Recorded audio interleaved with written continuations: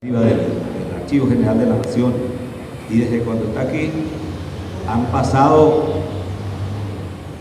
unos cuantos años y aquí se han debatido temas de política, de historia, de periodismo, de antropología, de sociología, de música, en fin, de opinión de distinta naturaleza. Hemos tenido camaradas y camarados que han contribuido a la formación pedagógica, política, conocimiento de nuestra historia y de este proceso que nos lleva, no sabemos hasta cuándo, pero sabemos que va a ser, no sabemos hasta cuándo, pero sabemos que va a ser interminable por ahora. Así que entonces estamos aquí como todos los jueves a las 10 de la mañana, convocados para debatir temas de nuestro interés general, y hoy nos acompaña, bueno, una vez dije yo por allá de otro camarada así, nos acompaña un prócer, y hubo gente que se arqueó los ojos, las cejas.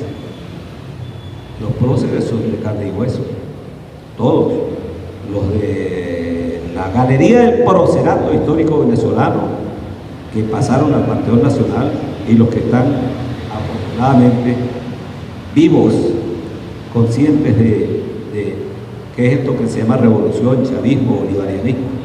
Y hoy tenemos nosotros a una de esas figuras que tiene, como todos nosotros, tiene un recuerdo de los días del 11, 12 y 13 de la gesta bolivariana y del tiempo que nos ha tocado, afortunadamente, este proceso de revolución. Y entonces Fernando Soto Rojas, y ahí iba a ser yo Fernando Rojas, autor español de la época de oro. Entonces Fernando nos va a hablar sobre precisamente de esa fecha, del 11 al 13 de abril, y del papel del comandante inmortal de Hugo Chávez Frías en el proceso de la revolución venezolana. Entonces con nosotros Fernando Soto Rojas.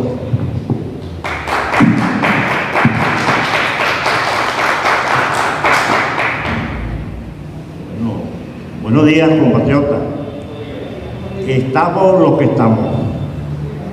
Hubo una confusión. Siempre se llama a la gente, pero hubo confusión. No es la primera vez. Hay un señor que creo que se enfrentó al Imperio Romano, convocó a todo el mundo para dar un mensaje del Evangelio y fueron no más que 2000 años después convoca más todavía. En estos tiempos de Semana Santa yo me leo mucho a Miguel Otero Silva, La Piedra que era Cristo. Yo calculo, por lo menos el capítulo final, creo que me lo he leído más de 15 o 20 veces, porque de verdad es extraordinario esa figura en La Piedra que era Cristo. No sé si Chávez, Fidel Castro tomó esa decisión de meterse en una piedra. El antiguo embajador Rolando, yo le pregunté después de la muerte de Fidel, me dijo: Soto, hicimos lo que había escrito Fidel anterior. ¿Verdad que Fidel Castro pensó en la vida y en la muerte? Los grandes son así, no son. Bueno, el título es el 11 y 13 de abril, la Revolución Bolivariana. Algunas ideas sueltas. Yo voy a agarrar la consigna, porque las consignas algunas veces reflejan un momento político de la historia, o reflejan un poco más la coyuntura de un proceso, o de repente pueden jugar un papel estratégico, una consigna. Stalin decía que la táctica tenía 3 elementos: las formas de organización y lucha, la propaganda, la agitación y la consigna. Creo que esa consigna, todo 11 tiene sus 13, pensando en la profundidad de esta consigna y lo que pasó en este país, creo que yo he venido sosteniendo, pero aquí están gente que estudió más que nosotros. Yo creo que el tema de los golpes militares clásicos, tipo Cipriano Castro, Medina del año 45, Gallegos del año 48, el 23 de enero, ese proceso de los golpes militares victoriosos se cerró aquí en Venezuela con los acontecimientos del 23 de enero de 1958. Fíjense que después de entonces, diversas insurgencias militares o golpes militares no han podido consolidarse aquí en este país. Y el otro es el sistema de la democracia liberal burguesa representativa. El imperialismo yanqui en la República tiene dos formas de gobernar: las dictaduras militares y los regímenes liberal burgueses representativos. Yo creo que en Venezuela ese ciclo se agotó con los acontecimientos de abril del 2002, del 11 de abril. Creo que eso se agotó en este país. Está totalmente eso agotado. Y esta consigna fue fundamental porque ahí retomó la idea de la unidad cívico-militar, la unidad popular, la unidad militar, la unidad policial. Eso es fundamental. Y eso se inscribe dentro de la estrategia popular de la concepción de lucha de todo el pueblo, cuyos teóricos fundamentales, a mi juicio, sigue siendo Bolívar, sigue siendo Mao Zedong y Ho Chi Minh, que son las figuras históricas que sistematizaron los principios fundamentales de las llamadas guerras populares especiales, etcétera, etcétera. Y yo creo que aquí este proceso se cerró. Aquí no es posible un golpe militar. Yo me he metido, porque estoy trabajando directamente en la Comisión de Seguridad y Defensa, y eso he conocido muchos oficiales y hasta algunos están en la escuadra, y no me escuadra por le dan una orden. Y creo que el chavismo está sembrado en el ejército, pero también está sembrado profundamente en nuestro pueblo. Yo creo que el comandante Chávez removió las raíces de la patria y le llegó a los hombres de a pie, a los hombres y mujeres, y los llevó. Y se cristalizó en la revolución bolivariana. Y creo que en América Latina lo que hay es una rebelión popular en todas partes. Hay una crisis de poder y hay una rebelión popular en toda América Latina, lo que está pasando en Brasil, en Colombia, etcétera, etcétera. Incluso está llegando ya a los Estados Unidos. ¿Por qué? Primero porque hay una decadencia histórica del imperialismo. Es evidente. Hay una paridad atómica militar en el mundo. Ha cambiado la correlación militar de fuerzas en el mundo. Las tres doctrinas con el cual se fundamentó el capitalismo, por lo menos en el mediado del siglo XIX para acá, el socialdemocracia, el socialcristianismo y el fascismo, su mayor esplendor fue en el siglo XX pasado. Pero yo no entiendo hace unos 15 años para acá. Tuvo su mayor esplendor con Kennedy, con Betancourt, con los Adenauer, con Hitler, fueron las fuerzas reales, populares, de Estado. El tercer elemento es que se rompió la dictadura mediática mundial que le damos a la Segunda Guerra Mundial. Y nos metieron 400 emisoras y 4 centros de televisión. Bueno, y eso nos ayudó mucho, porque la lucha nuestra era de consignas, clandestinas, pintas, etcétera, etcétera. Eso se rompió con la presencia de nuevos centros de la información, la comunicación y esa área que llamaban las redes. Pues. Y el cuarto elemento es que el dólar, cuando uno revisa históricamente los acuerdos de Bretton Woods y lo que hizo el presidente Nixon con Venezuela y con Arabia Saudita para obligar a negociar el petróleo en dólares, hoy en día el dólar no es una moneda confiable en la economía del mundo capitalista mundial. Y la tendencia es un agotamiento más rápido de lo que creíamos. El mundo sin duda, como lo el propio Chávez, un mundo multipolar, multicéntrico, y en esa onda estamos nosotros. Esta consigna, todo 11 tiene su 13, ha quedado demostrada. Haciendo política ficción, pongamos a figuras políticas fundamentales, uno en Miraflores, otro en la Asamblea Nacional, en el Tribunal Supremo y el CNE.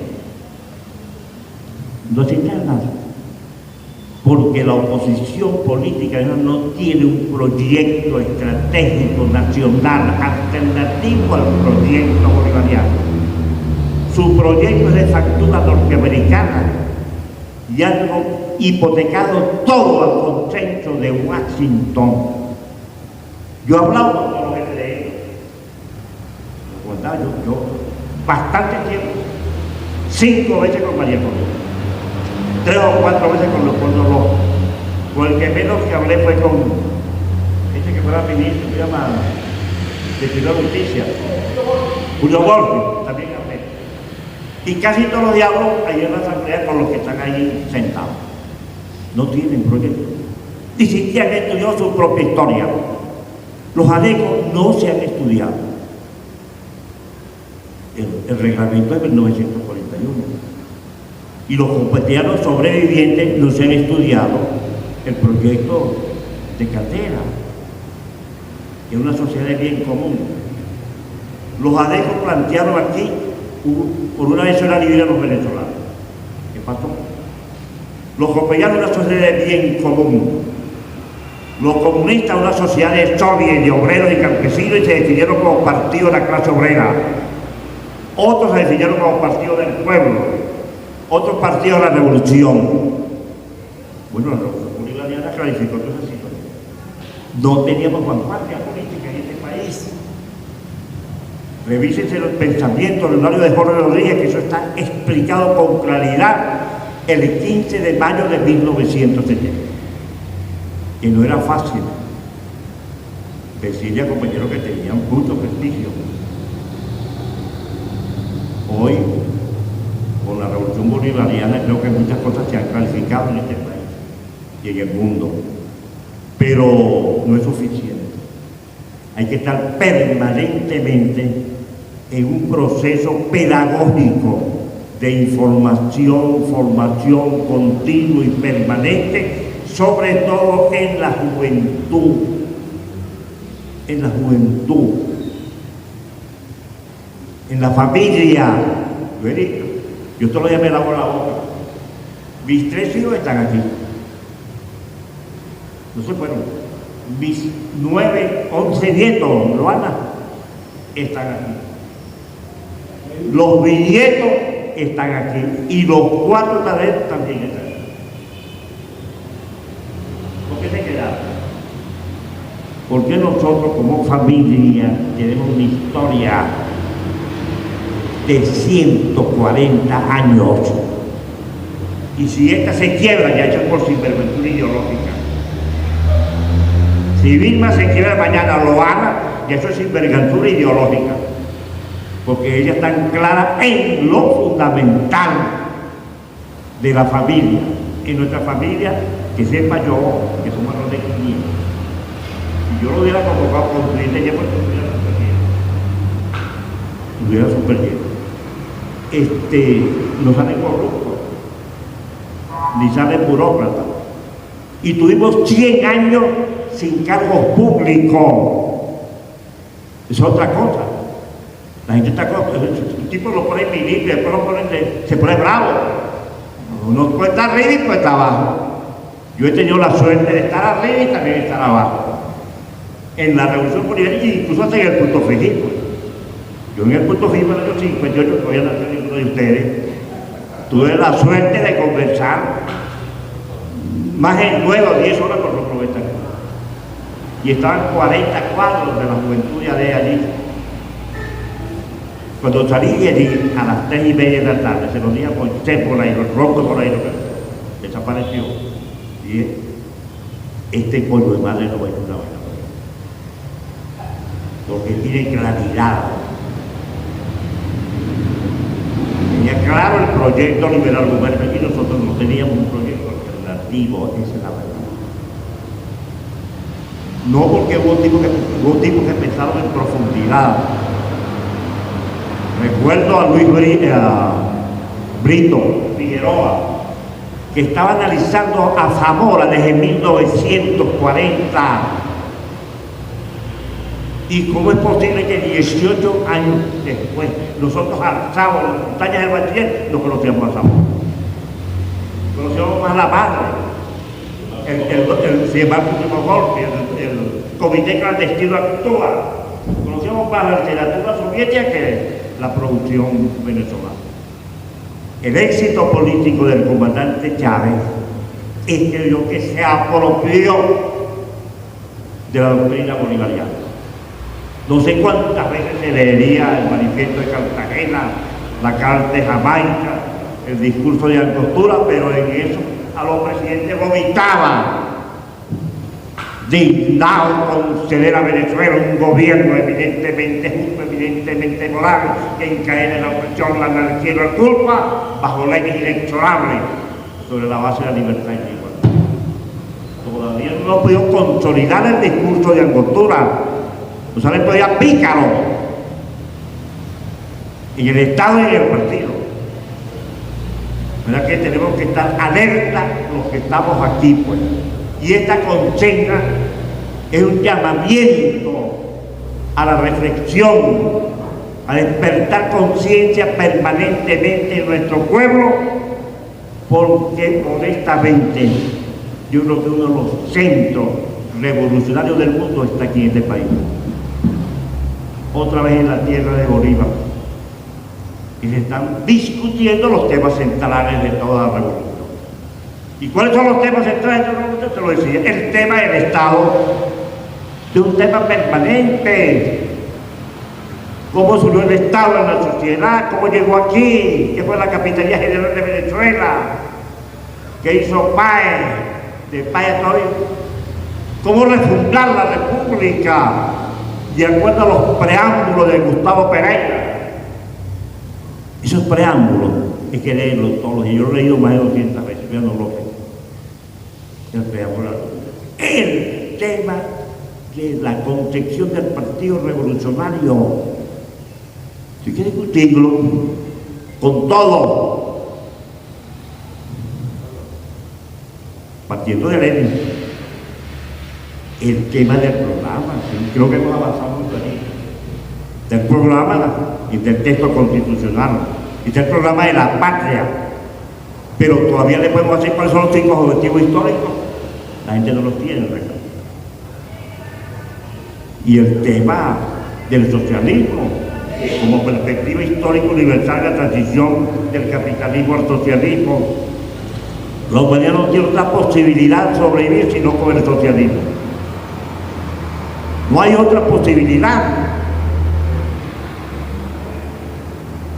Yo comparto un librito que está por allí, yo no sé si ya llevaba a su compañero, un librito pequeñito que yo hice por allí para coronar la revolución bolivariana. Yo digo, yo asumo el planteamiento que hizo Mao Zedong en 1940. Él decía, el comunismo es la doctrina más completa, más progresista de todo lo que ha producido la humanidad. Hasta ahora eso no ha podido ser desvirtuado. Los escritos de Marx, el manifiesto. Y a partir de allí es que las luchas populares buscaron un sentido político. Creo que el comandante Chávez, pero murió, debía estar unos años más, pero bueno. Pero resolvimos la transición, es otro hecho histórico político importante. Ustedes que sacan un programa, ese programa de televisión, ¿hay con qué? Pues toda la historia hay aquí. Precisar esa transición de Chávez a Maduro, eso es importante. Yo conocí los que estaban allí en ese cogollo, ministros y tal, unos 20 que seguramente, o 15 que aspiraban a apropiarse del coroto. Pero la decisión del presidente Chávez, que me pareció yo bien pensada, de designar a Maduro, yo al principio me preocupé mucho. Y recuerdo mismos testigos, cuando nos reunimos esa misma noche, o el siguiente día por la mañana, llorando. Yo, papá, nos queda un mes, hay que votar por Maduro y vamos a cuadrar la familia completa. Y preocupado, ¿verdad? No, Maduro no lo había visto de los 17 años, pero después pensando en profundidad, con Maduro habíamos discutido estos temas del Estado. Una vez lo encerramos durante 7 días y 7 noches, alrededor de 20, 30 de ellos, y agarramos los mejores expositores de la época. Dora Castañeda, tú que tienes 30 años trazando economía superior a la Universidad Central, métenos esto en 2 días. Luis Cipriano Rodríguez, fue historiador al menos, 10 horas, 12 horas, y se agarramos un plantel. Nosotros no conocemos ya, nosotros lo hemos metido, pero estaban estudiando. Bueno, creo que frente a estos temas teóricos del Estado, del partido, del programa, del socialismo, el presidente Maduro, y luego haber pasado 2 años por la escuela de Chico López, no fue cualquier cosa. Y luego la posibilidad con Chávez, que era una biblioteca andante. Eso es lo importante. Esos 2 ejes, Bolívar, el comandante Fidel Castro y Chávez, son los hombres más fundamentales de todo el siglo XX y el siglo XXI. Y por primera vez los revolucionarios moríamos en el poder. Y no como murió Bolívar, como murió Zamora, como murió Jorge Rodríguez, como murió mi hermano por allá, lejos. No, hoy en día los revolucionarios morimos en el poder. Y esta revolución bolivariana llegó para quedarse, porque todo 11 tiene su 13. Creo que nuestro mando político militar, lo que yo conozco, tiene una idea de la comprensión de la lucha de todo el pueblo. Todos los días hay que estudiar.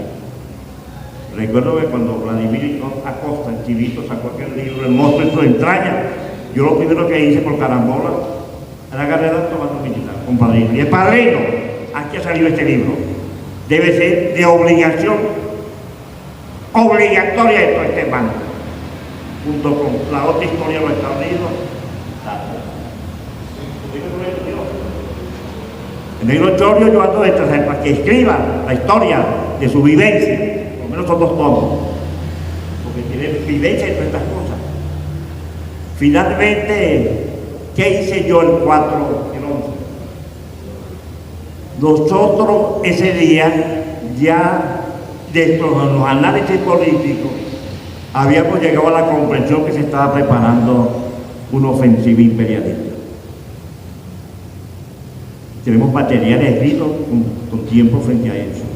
Y estamos en un proceso de integración con estos grupos sociales que nos habíamos reunido para entonces. Pero un compañero, no está por ahí, Alí La Cruz, ese me trajo ahorita, tenía la bola que a las 4 de la tarde reventaba ese golpe. Y yo luché duro para reunirme con Chávez esta tarde, pero no fue posible. Pero sí agarré a María León, y María León es la 1 de la tarde. Aquí en Tesoro, estamos aquí en Miraflores, en la avenida Urdaneta. Yo tengo obligaciones porque no dependo de yo tomar. Yo comando una fuerza llamada la Liga Socialista. Y voy a alertar a esa gente de inmediato. Y yo tengo siempre un esquema de defensa estratégica del país. Y A las 4 en punto de la tarde revienta un golpe militar. Si tú ves allá, me dile, pero queda como testimonio esto que te estoy diciendo a ti, María León. Formamos parte del comando Ayacucho, esa cosa. No pude ver a García Ponce. Y me fui a reordenar. Y vamos a aprovechar. Tuvimos toda esa noche y el siguiente día reordenando fuerza. La última que me reuní a las 4 o 5 de la mañana con Piñati y la Federación de Trabajadores, y a las 5:30 de la tarde le llegué allá donde estaba Vilma, en el 23. Y le dije muy claro: miren, hay un golpe militar, no sabemos si Chávez está muerto aquí. Tienen 5 minutos porque tomen una decisión si se van conmigo o no. Porque hay que organizarse. La resistencia de inmediato. Yo, en la estructura de resistencia era teatro principal de operaciones, todo el área central. Ahí estaba Armando Jesús Martínez y Lora Catalina. Hacia el occidente mandé a Paulo, que era un canal teórico marxista muy amigo de Luis Bilbao. Aquí hay cuando se habían dividido, y otros para que mandamos para allá. Y la gente del oriente, donde siempre hemos tenido una pequeña fuerza para aquella época. Bueno, así yo tenía la estructura de mano. Y yo me coloqué por aquí en los alrededores, en Guatires, por ahí, con la familia. Y tuve un correaje con Fernandito y tal. Ya el 12, en la tarde, me llama un obrero de Cantería, Fernando, un amigo, que está vivo, por cierto. Y me dijo: Ine, pon allá, viejo Soto. Hay un cojeculo. Hay un levantamiento aquí en Petare y viene una red de gente. ¿Y de por dónde? Y están llegando ya a Petare, a Chacao. Dije: no, está allá. Estoy sostenido. Ya yo le había visto lo de Carmona y salí corriendo y no. Jesús Martínez estaba elaborando un documento de llamamiento, algo así. Como hizo Lenin cuando tomó el poder, y dije: mira, de que está escrita, vámonos para Miraflores. Empezamos a llamar gente, para allá, para Miraflores y para allá. Para Fuerte Tiuna y Miraflores. Y no sé para Fuerte Tiuna, y metimos a Tarehue, y empezó, no, es para allá. Bueno, y se hizo lo que hizo. Pero yo tengo en mi idea una idea estratégica de qué hacer, siempre lo he tenido. Finalmente, cuando hubo el atentado fallido contra el presidente Maduro, también recuerdo. Yo estaba reunido con Pura Soto y mi hermana Ismenia Soto. Pura se murió, pero Ismenia tiene 95 años esta vida, tiene una buena memoria. Cuando voy bajando a San Martín, me llama Pura a mi hermana, tirando una contraseñal de la vieja época. Un pañuelo rojo ahí, el coño. Pasó un año muy seria la familia. Alguien se murió, vuelvo a subir. Me dice: mataron al presidente Maduro y todo el alto mando militar. Pero vamos a pensar la vaina. Llamé a David Nieves, no tenía mayor información. Llamé a que Salazar, no, está vivo. Yo vi cuando salió la caravana, porque él estaba haciendo un limpio cuando pasó la cosa. Y llamé a Pinto, que era asistente de Ciro Rodríguez: Pinto, mando a la gente para el cuartel a convocar a la Asamblea. Yo tenía la idea de convocar de inmediato a la Asamblea Nacional Constituyente, nombrar un presidente y un alto mando militar. Esa es mi idea inmediata. Yo no, Pinto, aguántate. Dentro de 20 minutos Jorge Rodríguez va a dar un informe, todo está bajo control, déjate. Pero yo te digo, a mí no me sorprende esta situación. Yo creo que me he preparado políticamente para los análisis de momento para, en estas circunstancias, tomar decisiones políticas. Ahorita estamos contra la corrupción, yo estoy más contento que el carajo. Nosotros raspamos y ya está.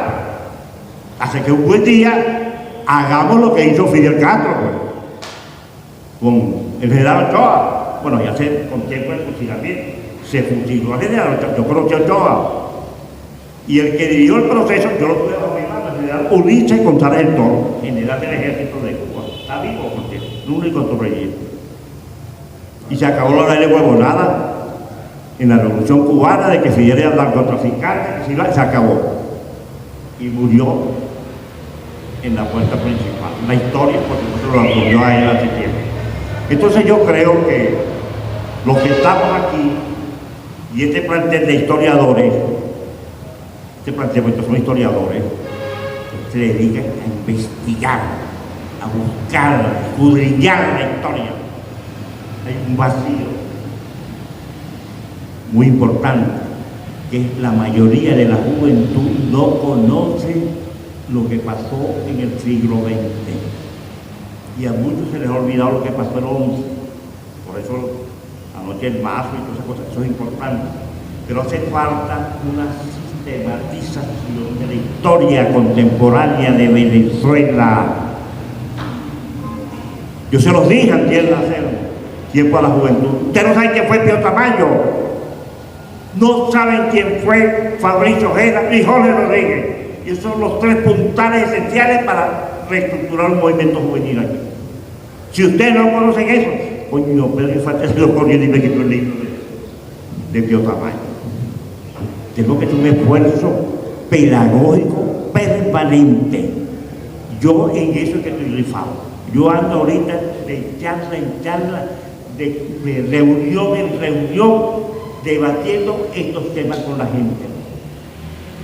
Vengo de Apure. En Apure me reuní más de 3.000 personas.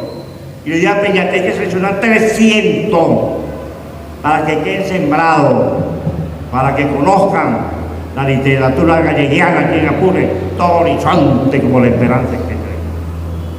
Después brincamos a Carabobo. Ahí tuvimos una encerrona de 2 días con los jefes de formación del partido, discutiendo la geopolítica mundial, lo que está pasando actualmente en el mundo. Después rematé en Carabobo con la gobernadora y varios que están allí. Yo estoy triste, no, yo estoy contento. Sí, porque también hay muchos que están cagados. Porque si vamos a fondo, pueden ser más de los 25, 30 que están por ahí presos. O sea, hay que tomar medidas a fondo, pero el punto central es la formación de los nuevos ciudadanos. Ya nos lo dijo Rodríguez: si quieres tener ciudadanos, enséñalo. Pero si quieres que ejecute, fórmalo. Entonces, el aprendizaje y la formación es fundamental, de acuerdo a Jorge Rodríguez. ¿Para qué? Para que en nuestra historia nos siga rigiendo el pensamiento de Gil Fortún, de Laureano Vallejo y de Tito Martínez, en los que nos educaron a nosotros. Nosotros venimos de ahí, pues, pero nos van a pasar después los 70, 75 años sin una lucha política, no, por favor. La gente perfectamente, en poco tiempo, puede agarrar esta experiencia histórica del pueblo venezolano. Y tenemos con qué. Esa es mi preocupación. Por eso, todo 11 tiene su 13. Y preparémonos, no solamente para consolidar la revolución bolivariana, sino cuidado si vamos a tener que ir, por lo menos hacia el sur. Petro necesita de la revolución bolivariana. Por eso ha venido 3 veces, por diversos problemas, pero ha venido 3 veces este año. Lula también, porque el presidente Maduro, el presidente Chávez de la advirtió frente a la crisis del dólar, y hubo confusión en la CELAC, se opuso desde Ecuador, en aquella época, ¿cómo llama que va el presidente? Correa, y se opuso Lula. Chávez era partidario de una unidad, Sucre. Entonces hay muchos temas importantes que el pueblo bolivariano y su vanguardia, los ministros del PSUV, puede ayudar mucho a despertar esa conciencia política, patriótica, y ayudar a que esta humanidad definitivamente sea una unidad de paz, de amor. En el mundo hay un frente antihegemónico mundial que se está conformando, existe, con la República Popular China y los 100 años del Partido Comunista Chino, con la Federación Rusa, con Irán, lo que está pasando en el Medio Oriente, con la revolución cubana, la sandinista, la venezolana. Pues no es la situación cuando yo arranqué en 1950. Entonces he tirado estas ideas sueltas, porque le repito, como yo veía en una cosa bien ordenada, pero cuando en la tarde supe que estaba suspendiendo las cosas, y bueno, le dije a Mercedes. Pero otra vez aquí estamos, yo no sé. Y eso es lo que yo quería decir, pues. Los que estamos aquí son gente, el más pendejo debe tener por lo menos 10 años de lucha política. Y mismo, no sé, se ve este chavito aquí, no sé cuántos años tendrá. ¿Cuántos años tienes tú de lucha? Yo me conservo muy bien, con 36. Entonces, Loana es reciente. Yo estuve aquí, yo estuve 13. Ay, pues estaba mandando tetero ese muchacho cuando el 13. Bueno, imagínense pues. Entonces yo creo que estamos en un buen momento político. Después de la guerra de Ucrania, mi opinión es que Europa queda como un sándwich. Se mete en una guerra sin tener ejército propio, sin tener mando propio, sin tener petróleo, sin tener trigo, sin tener vaina. No puede una guerra así, está derrotado. Yo salí los victoriosos en la Primera y Segunda Guerra Mundial porque tenían con qué. Pero los yanquis son demasiado coños hermanos. Y eso sacrifica a todo el mundo. Y pueden venir otra vez con más fuerza para acá, pero si recordamos que todo 11 tiene sus tres y nos apropiamos de la doctrina bolivariana y de la estrategia del comandante Chávez, yo creo que otra vez nos vamos a llevar el honor y la gloria como pueblo, como clase y como nación venezolana, coño, y le diremos a Bolívar: seguimos contigo en los caminos de la emancipación y de la libertad.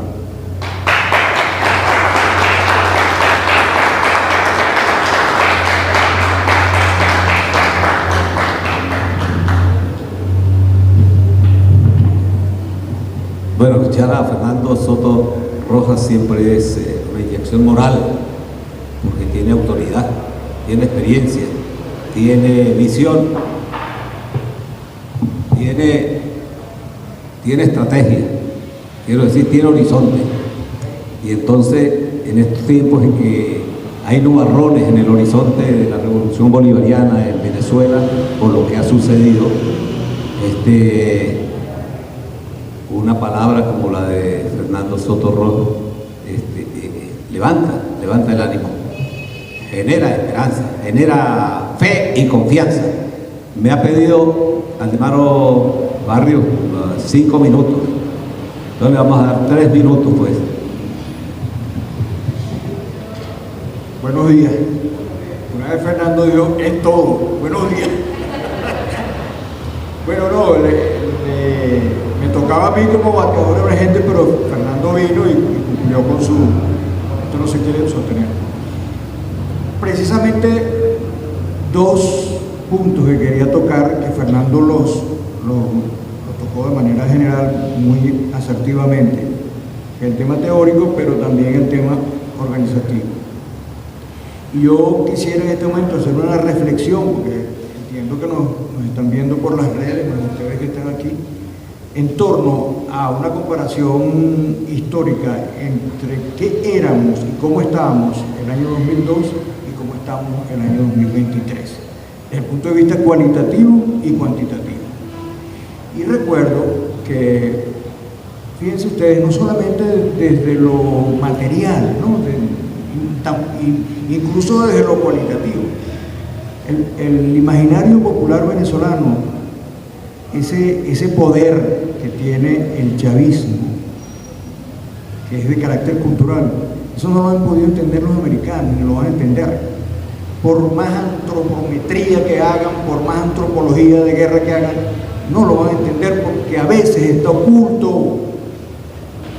Pues, ¿qué ocurrió el día 12 de abril del año 2002?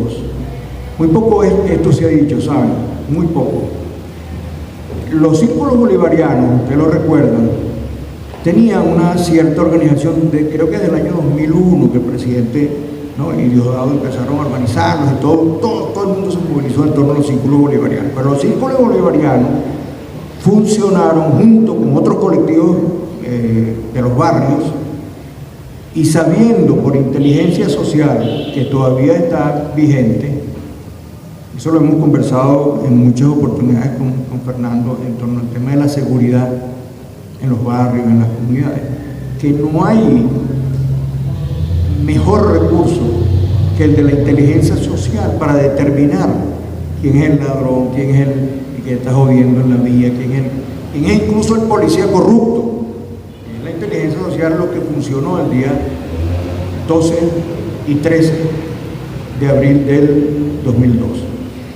La gente organizada del 23 de enero, la gente organizada en La Vega, los círculos de La Vega, los círculos de la 905, los del cementerio, los del Valle, los de Coche, incluso los de La Guaira, los de Petare. Bueno, los de Petare estaban hacia el lado este, ¿no? Pero estoy hablando de esto porque lo conozco. No se fueron por la autopista en marchas, no vimos grandes marchas de gente por la autopista, porque los golpistas sabían que iban a venir, o suponían que iban a venir por allí, y trancaron esas vías. Pero la inteligencia social se fue para los cerros, y se fueron por el lomo del cerro, a la parte de arriba del cementerio, que por ahí hay caminería, calle, y toda esa masa de gente llegó al valle. Y yo no sé cómo hicieron, porque allí me estaba comentando Jesús Kumare, que es el cronista de La Guaira. Yo no sé cómo hicieron los de La Guaira, pero los de La Guaira llegaron al valle. Llegaron por esas vías alternas. Esto significa que el imaginario popular venezolano es ese elemento que es difícil de comprender porque es muy dinámico, es dialéctico, y a veces ocurren secretos, como ocurrieron muchos secretos de parte de los opositores, de los oposicionistas, como decía William Lara. Y es que los mismos, esto lo sabemos, los mismos que estaban coordinando las acciones del golpe, ahora están estudiando primaria. Esos mismos están estudiando primaria, así que le falta secundaria, la universidad, y ya el pueblo venezolano tiene una maestría en resistencia. Y ellos apenas están estudiando primaria. Bueno, que sigan estudiando, porque de otra manera no han aprendido. Tampoco se les ha negado la oportunidad de participar. Recuerdo que hubo un teniente que anunció la llegada ayer, por cierto, lo radiamos en la Radio del Sur, que el discurso de Chávez fue magnífico, extraordinario, pero lo que dijo ese teniente, que era un teniente, ¿no?, de la Casa Militar, anunciando todo aquello que se había logrado, el regreso de Chávez, la recuperación de la democracia, de las instituciones, la Constitución, etc. Eso para mí tiene un enorme poder simbólico. Está dicho por un muchacho, ¿no?, un teniente que a su vez es un soldado del pueblo. El otro elemento que quería destacar desde el punto de vista organizativo es que teníamos los círculos bolivarianos, pero hoy tenemos cerca de, creo que llegamos a 15.000 VCs. No teníamos la milicia bolivariana, entonces no había. Hoy hay milicia. Hoy es el día de la milicia bolivariana. Hoy se celebra. Hoy debemos celebrar eso. Y ahora la tenemos. Tenemos desplegado el tema de la inteligencia social, lo hemos visto, hemos hecho algunos experimentos por allí que han resultado efectivos. Ustedes saben que Fernando es de Altagracia, Orituco, ¿no?, y yo soy de Guaribe, un poco más allá, y nos hemos propuesto a entregar algunos instrumentos, que lo voy a decir porque no es un secreto, ¿no?, cómo nos ha ayudado Alexander y también Jorge Berrueta en la conformación de la inteligencia social. Eso no se ha escrito, como tal no se ha escrito. Creo que hay unos trabajos de Ho Chi Minh, ¿no?, sobre eso. Pero la experiencia en particular es aquí significativa. En Altagracia, Orituco, a los brasilianos les ha tocado luchar contra el el llamado tren del llano, porque ellos se venden así como si fuera un tren, una cosa poderosa. No vale, esos son unos desgraciados seres humanos que, bueno, agarraron una vía negativa y ahora se enfrenta con un pueblo que está aplicando, pero que hay inteligencia social y saben dónde están y le informan quiénes han sido neutralizados por el mismo pueblo y por la Fuerza Armada Nacional Bolivariana, la milicia y la inteligencia policial. Esa es una lucha permanente y eso ocurre aquí. Entonces, hoy día, para que ese golpe de Estado que duró 48 horas, yo creo que no es que no duraría ni 24 horas, es que no podría surgir si funcionan todos estos mecanismos que hemos aprendido durante 21 años. Finalmente yo quería decirles que hay una convicción que pocas veces nos damos cuenta, pero que es bueno señalarla, y que Chávez fue, por su naturaleza, básicamente llanera, el tema de la intuición. Eso que está en el imaginario popular, que a veces es difícil de describir y de escribir, que está aquí en la mente, lo tenía Chávez clarito. Y él le decía a José Vicente que él era muy intuitivo. Literalmente dijo esto, lo tengo aquí anotado para no olvidarlo. La intuición, por ejemplo, a veces irracional, a veces tú hueles algo por intuición. Fernando dice correctamente que estamos en el mejor momento, pero fíjense ustedes, ha ocurrido todo este tema de la corrupción y tal, qué sé yo, eso, se neutralizaron, etcétera.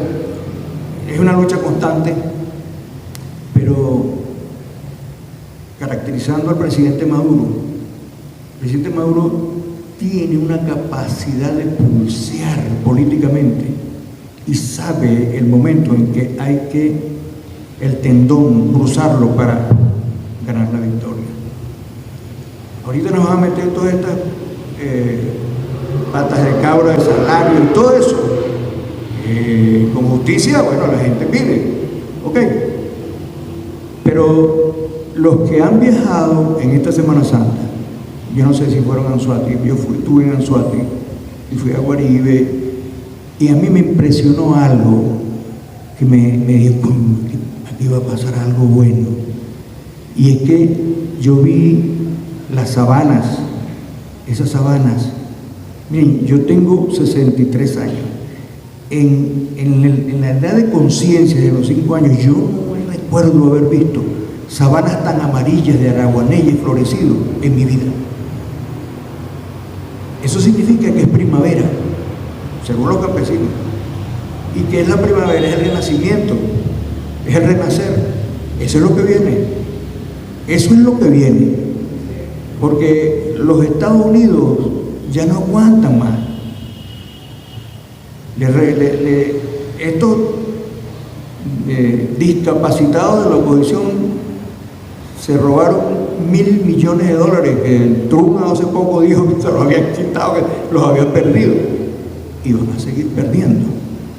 Entonces creo que sí, efectivamente es el mejor momento de nuestra historia, que la estamos viendo pasar ante nuestros ojos.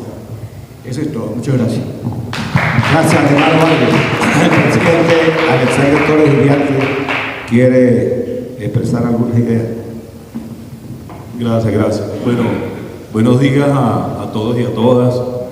Gracias por estar en este día tan importante, en este espacio, escuchando a un protagonista y un testigo de excepción de la historia contemporánea de Venezuela.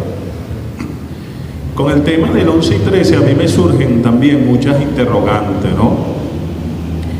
Que como historiador a veces se maneja en esas procedosas aguas del debate político y el debate histórico. En la historia no hay neutralidad. No obstante, debes comprender la realidad para poder transformarla. Por ejemplo, una de las cosas que yo aprendo de esta fecha es que No hay un solo Chávez. Como en la historia no hay un solo Bolívar. El Bolívar de la Carta de Jamaica del año 15 no es el muchacho del año 12 del Manifiesto de Cartagena, y mucho menos el estadista de 1819. Bolívar se tragó muchas de sus palabras, maduró, maceró hasta que vio el horizonte. El Chávez que le propinan el golpe es un Chávez que está buscando una salida, una voz propia, un proyecto que, si bien él había esbozado ya desde aquellos papeles iniciales, como aquel proyecto Simón Bolívar, cómo salir del laberinto, en el libro azul, Chávez todavía le faltaba dar el salto cualitativo. Es un Chávez que todavía cree en la tercera vía de Tony Blair, que cree en la tesis del socialismo del siglo XXI con un sesgo muy eurocéntrico. Es un Chávez que se deja seducir por la discusión posmoderna y está hablando de la posibilidad de un capitalismo con rostro humano. Es un Chávez que anda tratando de definir qué es el socialismo y se apropia de aquella frase de Fidel, que Fidel le dijo: hazlo y no espere que nadie te lo responda. Si alguien supiera qué es el socialismo, no hubiese gastado el tiempo esperando que me lo dijera, sino que hubiese invertido el tiempo en hacerlo. Y esa idea es sumamente interesante. Ese Chávez que asciende al poder es histórico, diciembre de 1998, y que llega a la primera magistratura el 2 de febrero de 1999, está tratando de atisbar una vía que todavía no está clara, pero que cuando ya amague una posibilidad de una vía distinta, que rompa totalmente con el punto fijismo, que dé la posibilidad de una ley habilitante de 49 leyes que toque sensiblemente el tema de la tierra, los hidrocarburos, la pesca, que se enfrenta a un bloque tan poderoso representado por Fedecámara y la mal llamada meritocracia de PDVSA, que se enfrente a la cúpula eclesiástica, que desmantele el poder de los medios de comunicación de masa, que se enfrente nada más y nada menos que al Departamento de Estado, y sobre todo a lo peor del punto fijismo, le va a costar bastante caro. Ese Chávez que dice: fulanito fuera de PDVSA, aquel 9 de abril, cuando ya se empieza a hablar de una huelga indefinida, es un Chávez que se va a tropezar con un golpe, ese histórico 11 de abril, pero un golpe continuado, un golpe que va a tener otra manifestación en diciembre de ese año con un paro petrolero, y que va a tener consecutivamente, ¿verdad?, un laboratorio mediático, laboratorios de guerra que ya nosotros conocemos, la mal llamada guarismo y demás. Es decir, es expresión de un proceso. Es una amarga convicción lo que Chávez aprendió ese 11 de abril y que el pueblo también aprendió. Porque aquí hay que decir otra cosa: en la historia hay excepcionalidad, y Chávez fue un hombre de excepciones, un afortunado de la historia. La primera excepción es darle la palabra el 4 de febrero de 1992, cuando el promedio de los militares no podían hablar 5 minutos por televisión o en una conferencia, me perdonan la expresión, porque no tenían argumentación que dar. Subestimaron a Chávez y creyeron que aquel hombre indiado, con esa estampa azarosa, con los ojos hinchados, trasnochados, se iba a quebrar frente a la cámara, iba a decir algo inadecuado, y después muchos se arrepintieron de haber dado el micrófono, porque resulta que los semiólogos, los semióticos, que después terminaron adversándolo, dijeron en 47 segundos, dio un discurso perfecto. Empezó diciendo buenas noches y terminó diciendo por ahora, lo hicieron bien, yo asumo la responsabilidad, en un país donde nadie asumía la responsabilidad, y entonces hubo un registro perfecto, un registro comunicacional perfecto, afectivo, intelectual, futurístico, retrospectivo, presente, con una firmeza y con una esperanza. Esa es una excepción. Como es una excepción, y hay que decirlo, un 13 de abril es una excepción, Si nosotros hiciéramos un inventario de a quién han derrocado, a quién han tumbado y quién ha vuelto en 48 horas, no quisiera, a pesar de que estamos celebrando el 13, ustedes me van a perdonar, que tengamos que someternos a otro 13, porque no debe haber más 11, es lo que quiero decir.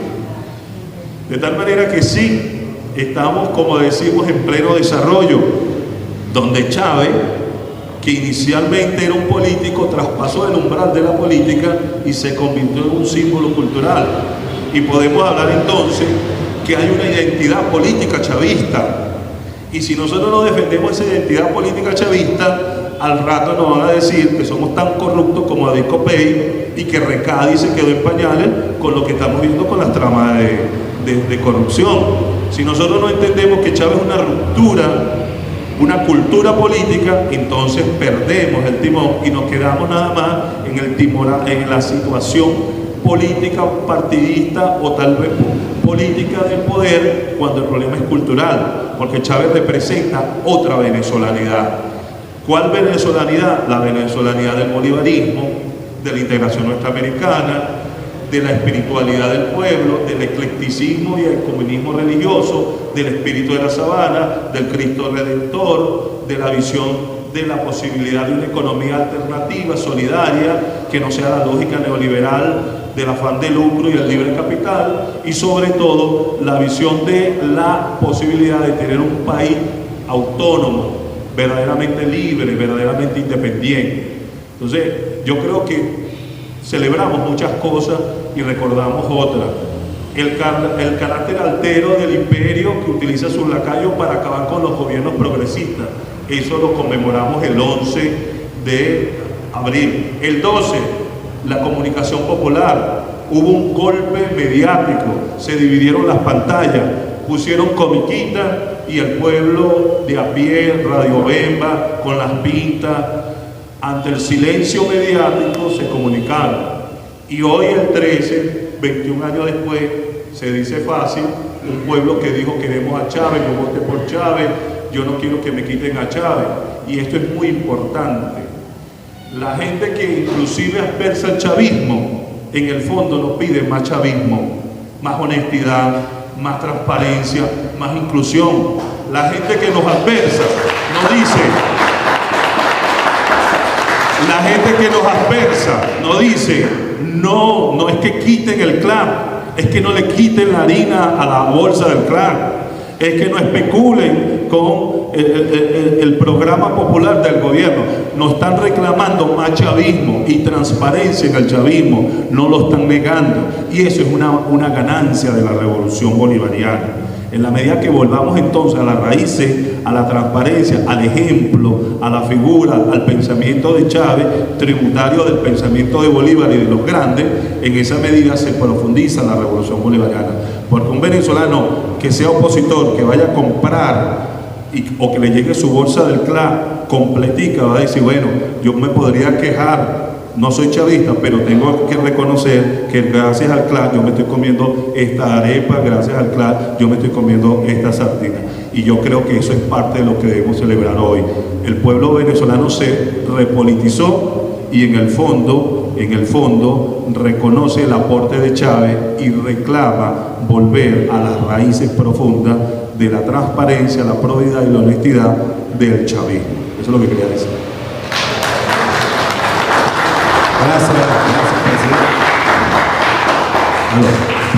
Gracias, presidente.